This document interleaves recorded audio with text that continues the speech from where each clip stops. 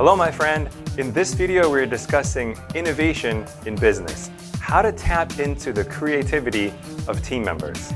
The clip is from an interview we did with Karin Hurt, author of Courageous Cultures. This is Business Leadership Today. I'm your host, Matt Tenney. From a psychological perspective, there's a variety of reasons that this is really important, but I will start with here.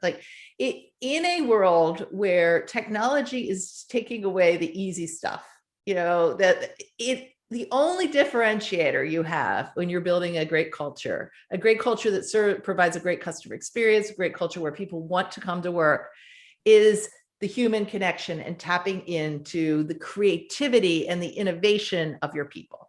Mm-hmm. So first of all, it's a competitive differentiator. The second reason for this is that, people are at this moment, the world is shifting. Things have pivoted.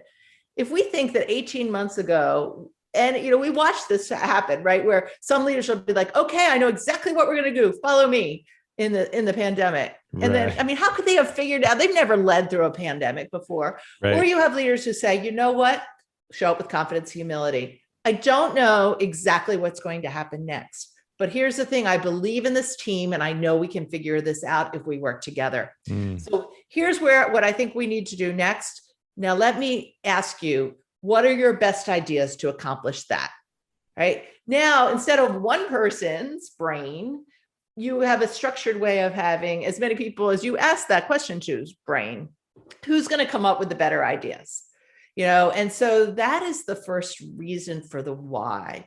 One of the things that we have been doing and it works virtually. We have done a number of these. We call them fishbowl competitions. So think Shark Tank, but friendly. So right. What we'll do is we'll teach some of our basic Courageous Cultures tools. They're not hard. Teach them to folks. So they're learning critical thinking. Then we work with 3 of the company's strategic initiatives, and not initiatives that they've already got the whole plan all baked, but areas where they really do want a great idea. So for example, a number of companies are using this process for the DE&I initiatives, right? Because they haven't figured it out and they do want input from other people.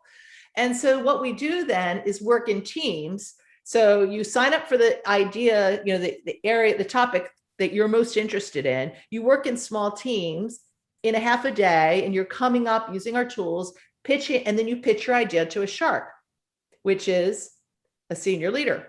Right. And then those senior leaders pick the very best ideas. They respond with regard to everyone, giving additional information and all that.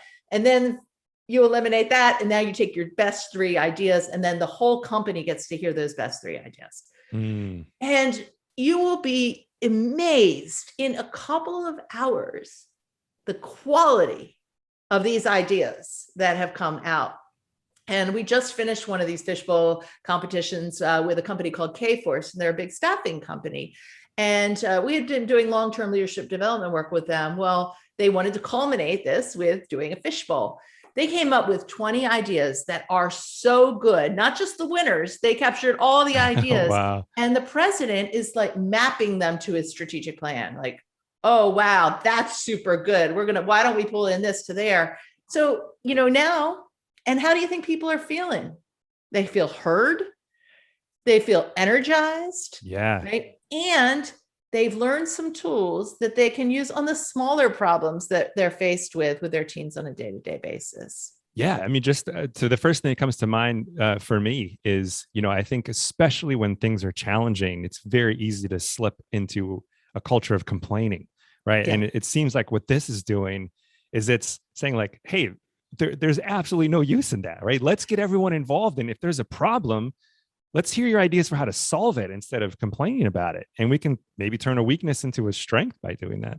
Yeah. And you don't have to use all the ideas so long as you respond well. And you can imagine if you work for David and I, and we've written a book about, bringing up your ideas. You can imagine our team is bringing us ideas all the time. I would hope so. Yeah.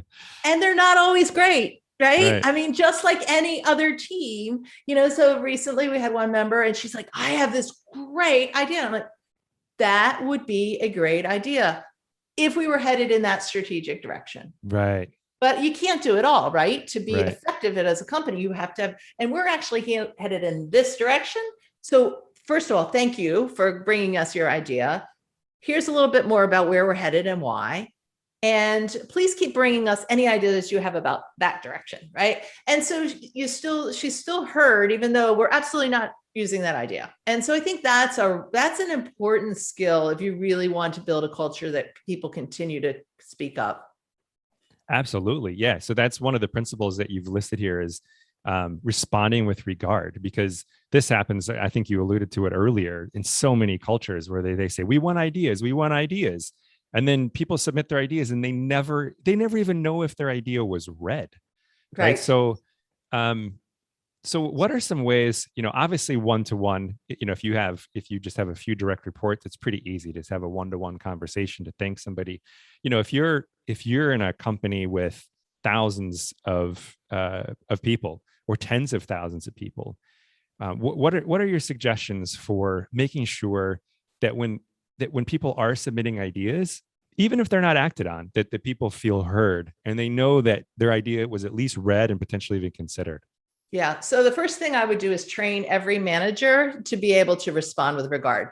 And that is typically, it's very, very easy. We have a 3-step process: gratitude, thank you; information, what's going to happen or not happen next, or, and then an invitation to continue to contribute more. Mm-hmm. So in that information stage, say you have an idea and you're going to use it. Fantastic. Great idea. We're going to use it. This is how we're going to use it. Say you get an idea that you're not going to use. It's half-baked. It's not where you're headed. Thank you so much. Gratitude. Information. We're actually not going to be doing that right now, and here is why. And people are grown-ups. They can handle that. And then, or maybe you have an idea that's got potential, but it's not fully there. The information could be, I see a lot of merit in that idea. Let me give you some additional information. Here's some budget constraints. Here's some of this. Here's some of that. Given that, can you think about where we could take this idea next? Or would you like to continue to work on this idea? And so that's where I would start, because I think one of the biggest mistakes people make is they do like an employee survey and boom, it goes to HR or the senior team. And then it's just too much. I mean, we're working with a company right now. They have 67 pages of comments, right? Oh, that's a lot. So you want to make it as local as possible, especially if you're doing these surveys, so that at the team level, people can respond back. From there, I would say, make it very visible what you are doing with the ideas, and that level of transparency, so, okay, we heard your feedback in our employee survey, Gallup, a lot of people are using the Gallup survey. We heard your feedback from the last Gallup. Here are the 5 biggest issues that we heard, and here's what we're doing to address them. And communicate that. We talk about 5x5 communication, that anything is really important. You got to communicate it 5 times 5 different ways, right? So don't just do that in one email. Then give your managers talk points so that they can address it. Put it on your web intranet. Have other ways. Make sure you're talking about your end of year town halls, so that they really know that their ideas are being taken seriously. And what is your guidance for empowering junior managers to be able to either make the call on whether the idea gets executed, if it fits in with the strategy, or triaging and then submitting ideas up? I guess obviously this is going to depend on the size of the organization, but I'm just curious your thoughts in terms of, I know I've heard Jeff Bezos say something that I thought was just ingenious, is one of the things that helps their culture be so innovative, although I don't think they do everything right, is that I would imagine everyone agrees that not everything is correct in their culture by far, but no one can argue that they're pretty doggone innovative. One of the things that I heard him say was people can go to any manager to get approval. They can, if they go to their direct supervisor and they don't get a yes, they're allowed to go to other people and get a yes from somebody else. So that, if there's somebody else that says, well, I see the merit of this and I want to execute on it, they can. So just want to hear your thoughts on, I mean, that's one approach potentially, but what is your guidance for the balance between letting a junior manager just kind of make the call and allocate budget to an experiment or to executing on a specific tactic if it fits in strategically, or triaging? How do you generally recommend people do that? So we have two different tools that we train on for this that I think are really relevant here. One is we have what we call a strategic empowerment tool. And basically it's sitting down and making sure that anybody reports to you understands where they have authority to make decisions. So are there hard lines, guidelines, and your lines? And it was interesting. I built this tool because I was working with a very, very senior tech person and at a big company. I'm under an NDA. I can't tell you which company, but the problem that she was faced with was that she's had a very senior team reporting into her. Some of them were running to her and wanting it, to run every single decision by her, which was exhausting. Right. Others were just like going rogue and doing their stuff. Hey, that sounds good. Let's go. Knowing about what they were doing. And she's like, and I said, so we got to break this down. So we built this little tool, and she's like, all right, here are your hard lines. These are the things that you must do. Like you don't have any choice. They're based on regulatory issues or safety concerns, right? Like you don't get any leeway. You do it this way. Right. Okay? And every company has those, right? Right. Hard lines, guidelines. Here are topics where, if you follow these criteria, like as long as you're within these, doing it this way, within this budget, within this, I'm good. Just let me know what you've done, because I don't want to be blindsided by somebody saying, do you know what's happening in your team? And I'm not aware, but as long as it's meeting these criteria, I don't need to be involved in the decision. You may make that decision. Your lines. And here are the areas, like, go. I don't even need to know, right? Like right. How you choose to do your one-on-ones, how you're doing your development plan. She's like, these things, I want you to lead the way you want to lead. Yeah. And she sat down and they worked on these hardline guidelines, soft lines together. And she's like, it just like overnight, all that nonsense calmed down. So we built that into a tool that we train. So that's one thing, just being really clear about expectations about what people are empowered and not empowered to do. Right. And people don't get frustrated if they're disempowered, if they know from the beginning that's not something that's off the table. Where people get frustrated is where they think they should be empowered and they turns out that they're not. Right. Yeah. And then the other thing that we teach is how to present your idea in a way that it is more likely to be heard. And so and you teach that all the way through the organization. And we call it the idea model because I love acronyms. So who doesn't? why is this idea interesting?